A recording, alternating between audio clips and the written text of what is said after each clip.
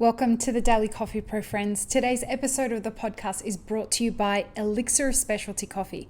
Looks like whiskey, feels like tea, made from coffee, and unlike anything you've ever tasted before.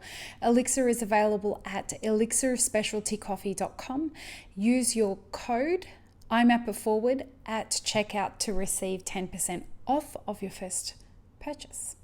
Today on the Daily Coffee Pro, we are going to be talking about things like the hashtag Deathbeforedecaf and other things that coffee snobs seem to think that they get poetic license to go and, reign supreme over.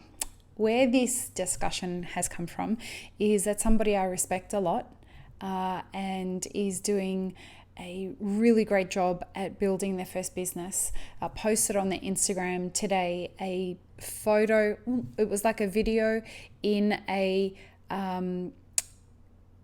second wave cafe that they were frequenting, and there was an espresso machine in there, like an industrial Nespresso machine, and they had a big X through it. And I talked to them about it and thought it was a really great thing for us to talk about here in this on this platform, because I see it a lot. I see things like death to decaf.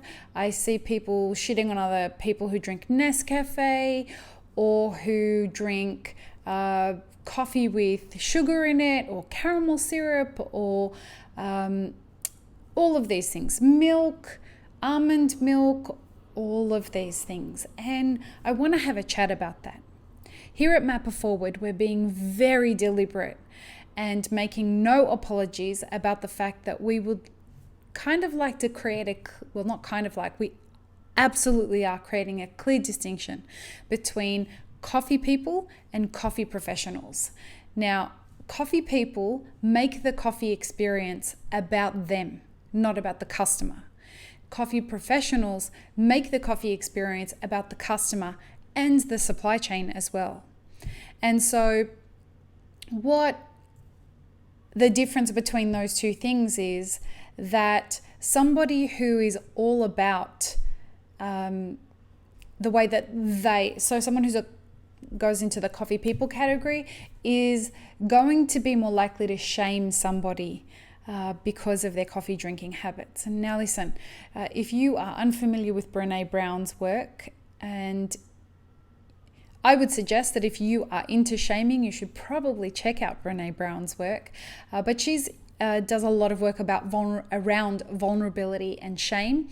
And shame is pretty much on the bottom of the ladder of how if you make someone feel shame, you couldn't possibly make them feel any worse. That's about the one bottom of the barrel emotion that people find that they cannot recover from. If you are leaving a customer feeling any level of shame, then I would suggest that we probably need to have a conversation about customer service skills. If you are leaving a customer feeling shame, they are going to be less likely to frequent the business that you're working at, and they're going to be less likely to trust anything that you say. They're going to feel intimidated by you, all of those things.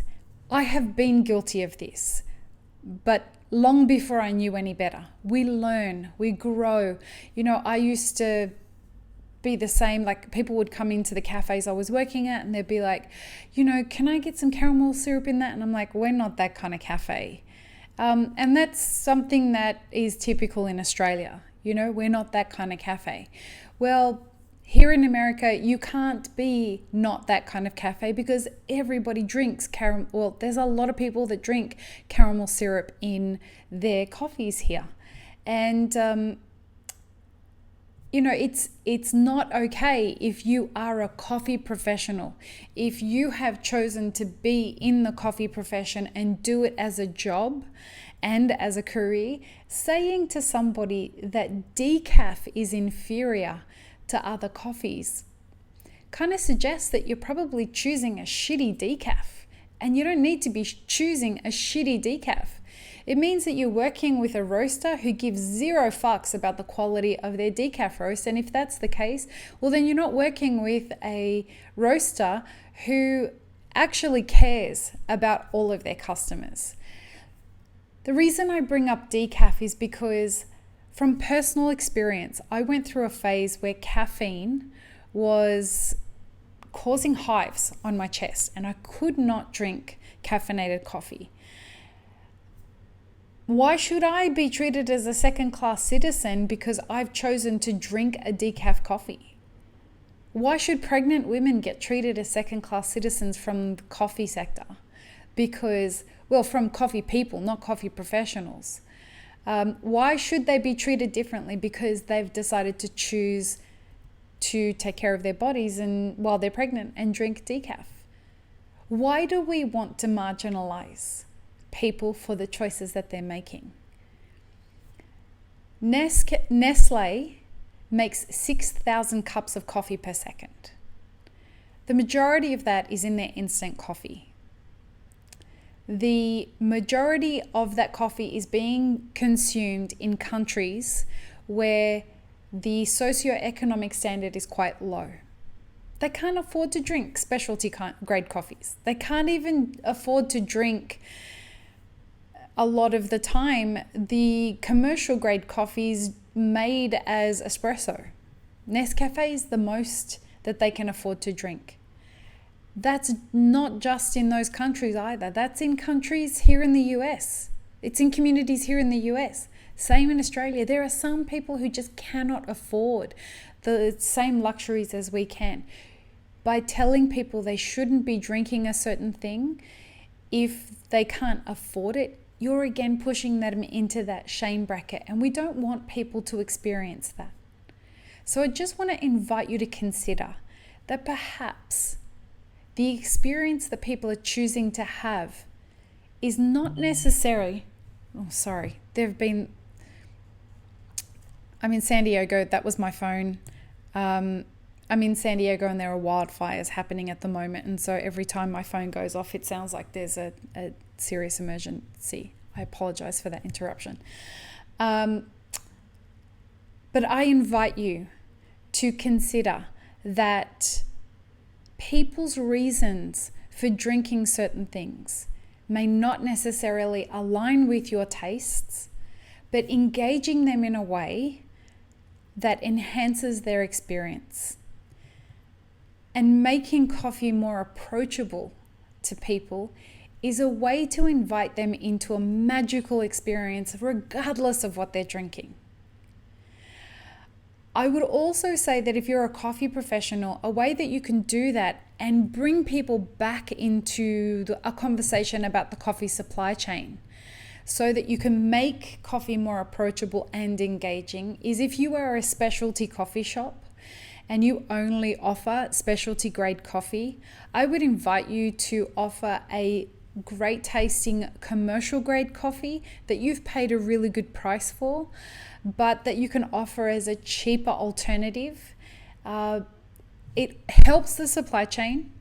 Merlin Preza, the Vice President of CLAC and the GM of Proto Coffee in Latin America, and she's based in Nicaragua, told us that the one thing that we can do to help farmers right now is buy more commercial grade coffee and pay a fair price for it. And so by having those coffees available, let's say you're selling your batch for $3 a cup and it's specialty grade, offering a really good commercial coffee beside that and selling it for $2 a cup invites people who perhaps would have liked to taste a commercial grade, a specialty grade coffee, but can't really afford to buy coffee in a cafe most days. This invites them into the experience and it gives them an opportunity to experience your hospitality. Whether they're buying the specialty grade or the commercial grade, it invites them into a specialty cafe hospitality experience. And I think that that's a wonderful opportunity to bring more people into our community. Don't forget to subscribe wherever you're watching or listening to this. Hit the subscribe button up there or in your app, and have an amazing rest of your day, friends. Peace, love, and peanut butter.